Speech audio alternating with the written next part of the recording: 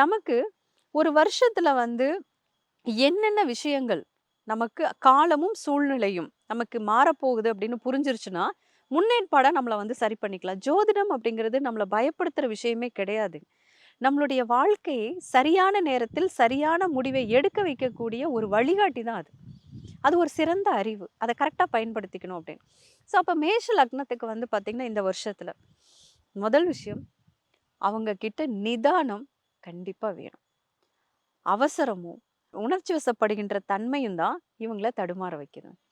அப்போ எந்த ஒரு விஷயத்திலயும் இவங்க உணர்ச்சி வசப்பட்டு இருக்கும்போது முடிவுகள் எடுக்கக்கூடாது, வாக்கு கொடுக்கக்கூடாது. இத 2யும் குடுத்துட்டா மாட்டிக்குவாங்க.